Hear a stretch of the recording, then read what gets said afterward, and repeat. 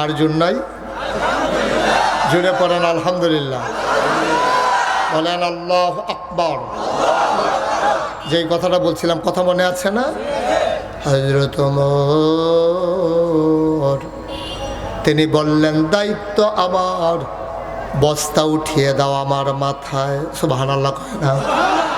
অর্ধ পৃথিবীর প্রেসিডেন্ট, আমিরুল মুমিনিন, খলিফাতুল মুসলিমিন, জান্নাতের সুসংবাদপ্রাপ্ত মানুষ, উনি আটার বস্তা মাথায় নিতে চায়। কর্মচারীরা বলে, আমরা চাকরি ছেড়ে দেব, আমরা আর চাকরি করব না, সব যদি আপনি পারেন তাইলে আমাদেরকে কেন রাখছেন কর্মচারী হিসাবে? দরকার নাই, আমাদেরকে বিদায় করে দেন। ওমর ডাক দেয়া কয়, বস্তা নেওয়ার বুঝি খুব শখ? কয়, শখ না, এটা আমাদের দায়িত্ব। ওমর এবার মুচকি হাসলেন, ডেকে বললেন, কে বস্তা নিতে চাও? দুইজন হাত উঠালেন। ওমর বললেন, আমি তো তার মাথায় বস্তা দেব কিয়ামতের ময়দানে আমার যখন গুনার একটা বস্তা হবে। কিয়ামতের ময়দানে আমি উমরের একটা গুনার বস্তা হবে। ওই গুনার বস্তাটা তোমাদের ভিতরে আমি উমরের মাথা থেকে যে নিতে রাজি হবা, সেই দিন যার যার গুনার বোঝা তার মাথায় থাকবে। তোমাদের ভিতরে কে রাজি আছো কিয়ামতের ময়দানে আমার গুনার বস্তাটা নেবা? এখন কেউ আর আগায় না। ওমর বললেন, জানতাম তোমরা কেউ আমার গুনার ভাগ নেবা না। গুনার ভাগ যেহেতু নিতে চাও না, আটার বস্তাও নেওয়ার কোনো দরকার না।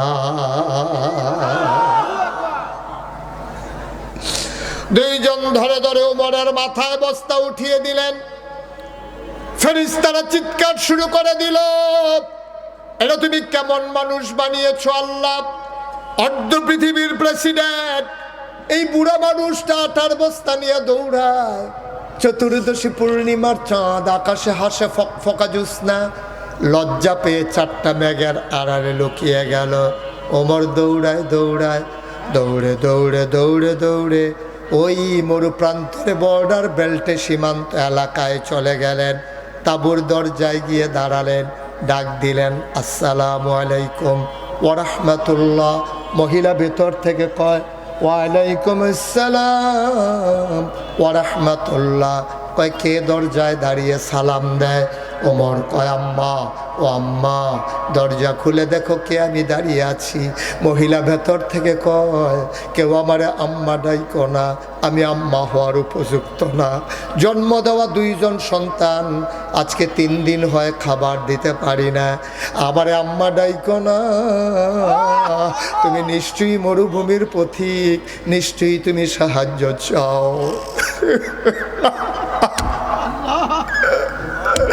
নিশ্চয়ই তুমি সাহায্য চাও। জন্ম দেওয়া 2 বাচ্চারা খাবার দিতে পারি না, 3 দিন হয়। আমি রাস্তার পথিককে কেমন করে খাবার দেব? তুমি এখন অন্য দরজায় যাও, কোনো এক সময় আমার দরজায় আইসো, আমি ফেরত দেব না। ওমর ডাক দেয়া কয়, আম্মা, আমি সাহায্যের জন্য আসি নাই, দরজা খুলে দাও। তাকায়া দেখো কে দাঁড়িয়ে আছে। মহিলা দরজা খুলে দিলেন। তাকায়া দেখে আদা কাঁচা আদা পাকা দাঁড়িয়ে আর চুল নিয়ে একটা মানুষ মাথায় বস্তা নিয়ে দাঁড়িয়ে আছে। ওমর রাদিয়াল্লাহু তাআলা আনহু কয়, আম্মা, ও আম্মা, আমার পাশেই বাড়ি, আমি শুনলাম তোমার ছেলেরা খায় নাই, ঘরে যা কিছু খাবার ছিল নিয়ে এসেছি, অনুমতি দাও ভেতরে ঢুকে যাই। মহিলা বললেন, আসো ভেতরে আসো। ওমর ডাক দেয়া কয়, মা, একটু ধরে দাও, বস্তাটা নামাও দেখি। বস্তাটা নামানো হলো।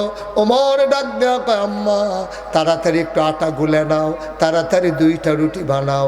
ওমা, চুলার আগুনটা দেখি নিভে গেছে, তুমি তাড়াতাড়ি রুটি বানাও, এই ফাঁকে আমি ফু দিয়া আগুনটা ধরাই দে। ইসলাম, ইসলাম।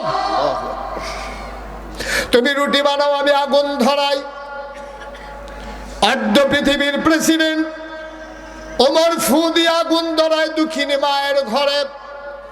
মহিলা রুটি বানাইয়া ওমরের হাতে দেয়। ওমর রুটিগুলো সেঁকতেছে। 2টা রুটি বানানো হয়ে গেল। ওমর ডাক দেয়া কয়, মা ভাইদেরকে ডাকবো নাকি?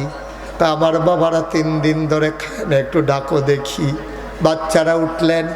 ওমর খেজুরের বিচি ফেলে রুটি টুকরা টুকরা করে, রুটির ভিতরে খেজুর দিয়া বাচ্চার মুখে দেয়।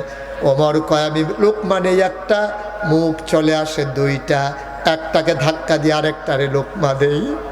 ওমর কাঁদতেছেন, মহিলা রুটি সেঁকতেছে আর তাকায়া দেখে বুড়া মানুষটা কান্দে, দাঁড়িয়ে বেবে টপ টপ করে পানি পড়ে।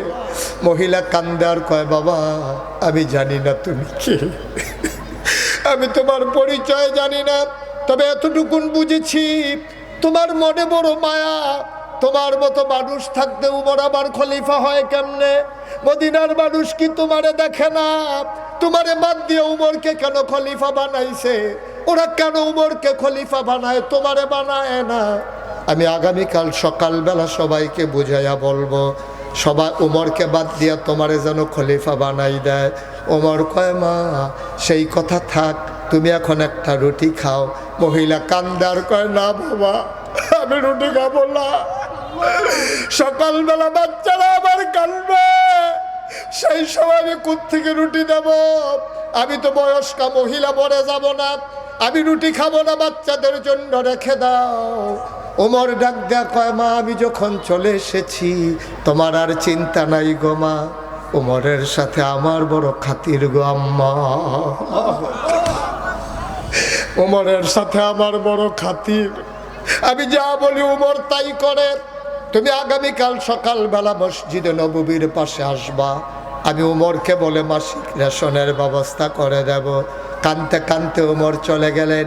ফজরের সময় মজলিসে বসলেন, সব মানুষ দেখা করে।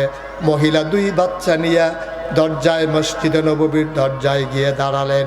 মহিলা একজনকে জিজ্ঞেস করে, ভাই এই জায়গার ভিতরে ওমর কোনটা, এখানে ওমর কোনটা? আবার একজন লোক আঙ্গুল দিয়া দেখাই দিল, ওই যে ছিপছিপে গরম লম্বা মানুষটা, এইটাই হলো উমর। মহিলা তাকায়া দেখে, যারে উমর দেখাইছে এই মানুষটার কেউ না, যেই মানুষটা রাতের বেলা ফু দিয়ে আগুন ধরাইছে।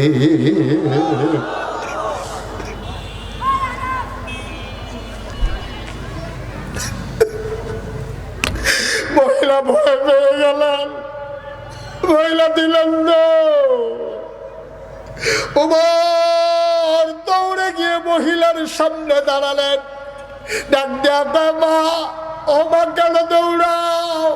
কয়, বাবা রাতের বেলা আমি তোমারে গালি দিয়েছি, তোমারে শক্ত মনের মানুষ বলেছি। ওমর ডাক দেয়া কয়, আম্মা গালি দিতে মন চাইলে আরো 2টা গালি দাও, আমি কিচ্ছু বলবো না আম্মা। এই যে চামড়ার চাবুক, আমি পাঞ্জাবি খুলে দাঁড়াই, তুমি ইচ্ছা মতো পিটাও। আম্মা ও আম্মা, গালি দিতে মন চাইলে আরো দাও, পিটাইতে মন চাইলে আরো পিটাও। ও আম্মা, তোমার বিরতি আমার তোমার কাছে, যা মন চাই দুনিয়ায় করো, কিয়ামতের ময়দানে আল্লাহর দরবারে আমার আসামি বানাইও না।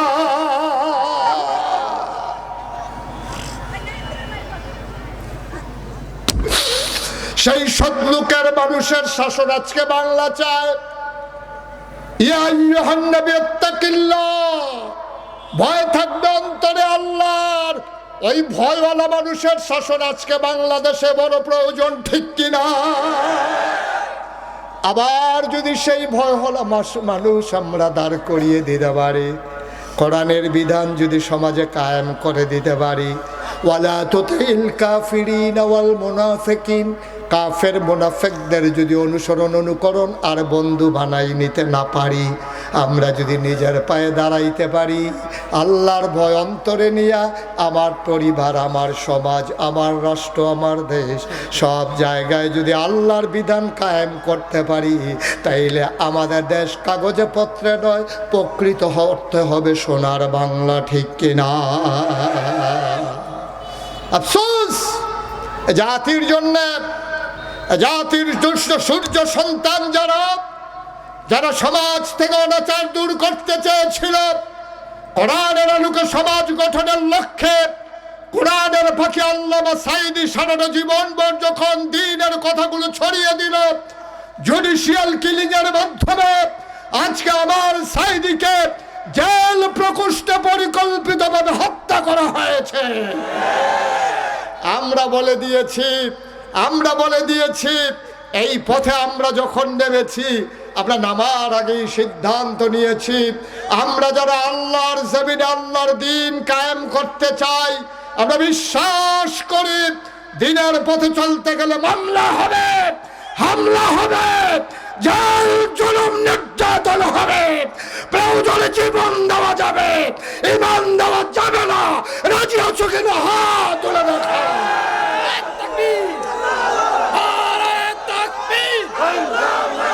বাংলাদেশ জামাত ইসলামী জিন্দাবাদ জিন্দাবাদ।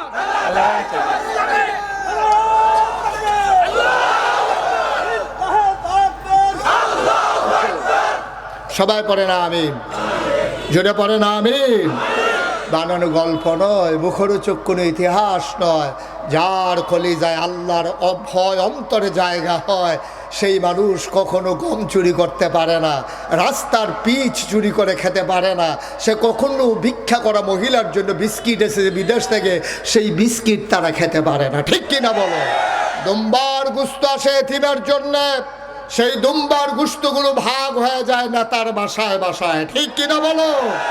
যেই দেশের রাজধানী রাজনীতি করে, মানুষের মাথা বিক্রি করে, মানুষের ভোট নিয়ে এই দেশে রাজনীতি করতে চায়, অথচ কুলি ফালায় অন্য দেশে, সেকেন্ড হোম করে কানাডায়, মালয়েশিয়ায়, এই মানুষগুলোর বাংলাদেশে রাজনীতি করার কোনো অধিকার নাই। ঠিক কিনা বলো? রাজনীতি তারাই করবে যারা দেশের ভিতরে তাদের সেকেন্ড হোম থার্ড হোম বলতে কোনো জিনিস থাকবে না। বাংলাদেশেই জন্ম, বাংলাদেশেই জীবন, বাংলাদেশেই তাদের মরণ। ঠিক কিনা বলো? যেদিন এমন করে দীপ্ত শপথ নেওয়া যাবে, সেদিনে আমার বাংলা প্রকৃত অর্থে সোনার বাংলা হবে। আসুন সবাই মিলে অন্তরে ভয় পয়দা করে নেই কার? কথা কয় না কার? আল্লাহর ভয় যার কলিজার ভিতরে আছে, কোনো ভয় তাকে আর পরাজিত করতে পারে না।